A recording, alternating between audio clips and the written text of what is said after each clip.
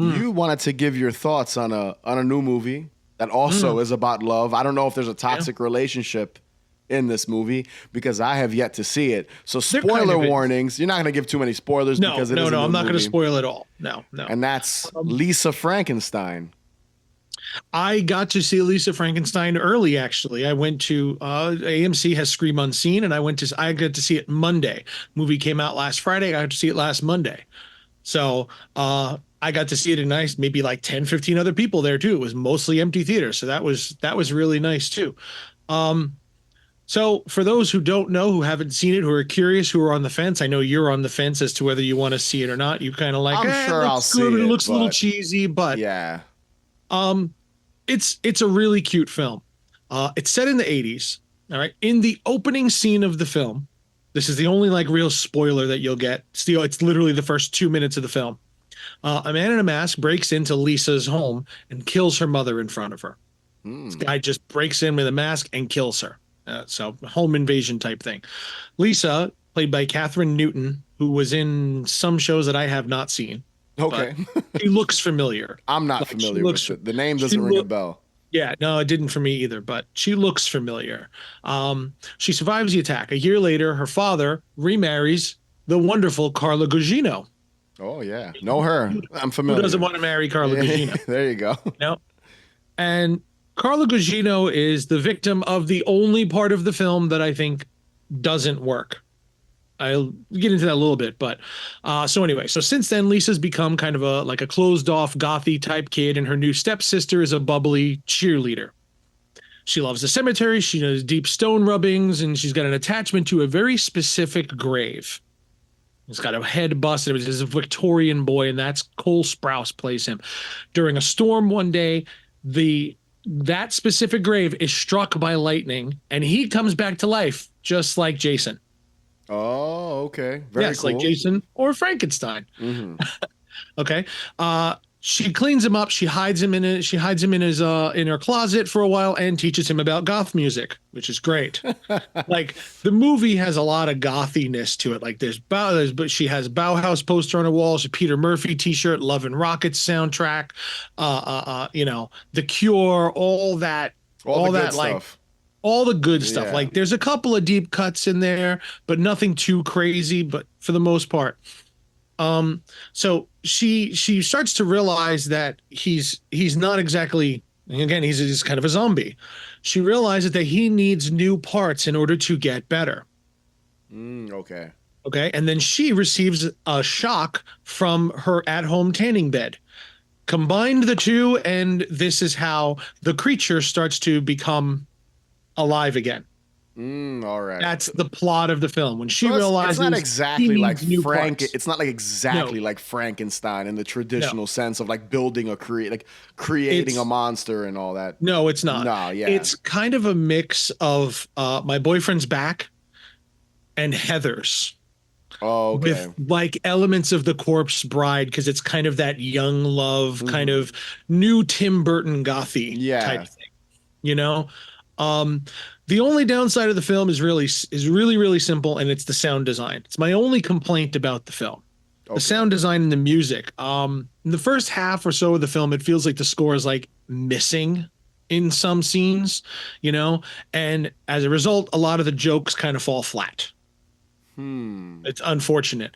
If it had been a little bit sillier, like My Boyfriend's Back had, with like the little bit of goofier music and sound effects, things like that, it would have brought the cartoonishness of the situations up. So when the movie starts to get darker and more violent, you get that huge swing of the contrast of the Gotcha. style.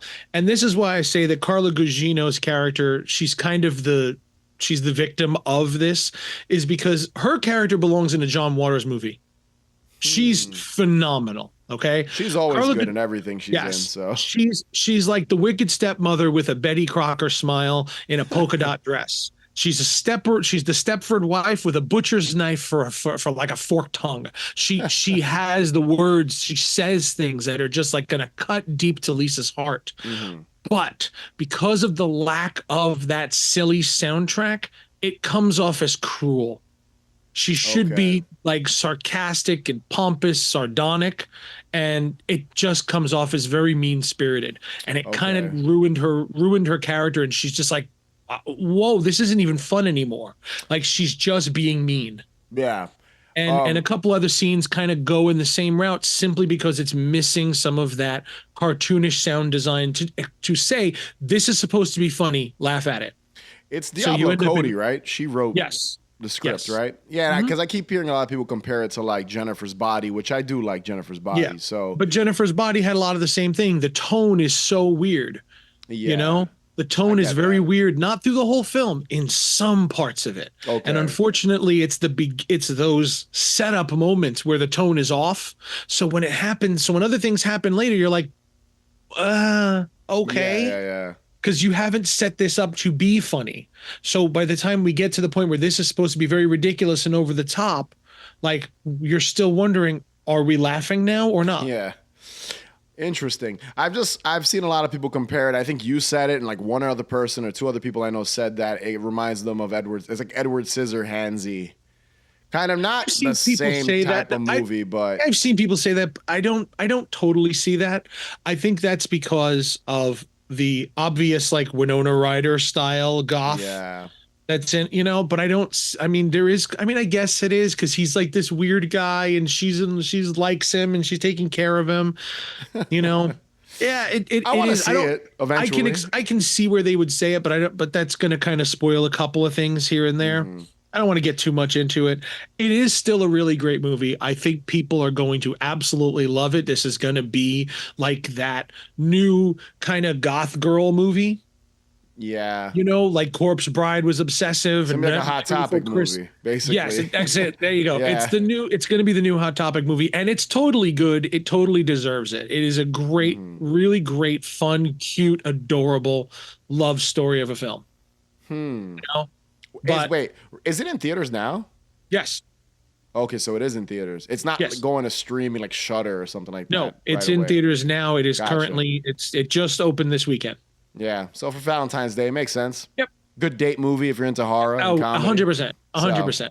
Yeah, yeah, but I gotta see if you it. can look past that sound design part, it's a great film. It's a lot of fun, and the deep cuts to films in there, like they didn't dress her like Nancy from The Craft or Winona Ryder in Hmm. Beetlejuice. They dressed her like Annie Potts in Pretty in Pink. They Gotcha. dressed her like Rainbow Harvest in Mirror Mirror. Hmm. Like a lot deeper goth cuts, not the main character, but kind of, Yeah, I know what you mean. not Like that, and it's great. it's like the supporting goth character is the main Yeah. character in this movie. She Like any other movie you'd Yes. watch, it'd be like she's the Yeah. supporting character. But in I this think movie, she's the front and main center. look, yeah, her main look, like what you see in a lot of is very it's like Madonna in Desperately Seeking Susan, Yeah. which you would not consider to be goth, but she does it. And she got the hair, she got the Yeah. dress. She nails it. It's It's like great. an 80s post-punk kid. It is. Basically is Totally. what the vibe I'm assuming from what I've seen. Again, I haven't seen the Yeah. movie, but pictures and images I've seen, I could see that Yeah. on the I could see that influence in the movie. I want to see it. I don't know if I'll go to the theaters to see it. I'll probably wait for it to be either streaming or maybe rent it to check it out. Mhm. I also don't think it has a wider release currently, so it's like I think it does. I don't does know. it a pretty I mean, big I saw it at release? AMC, so Yeah, you're right.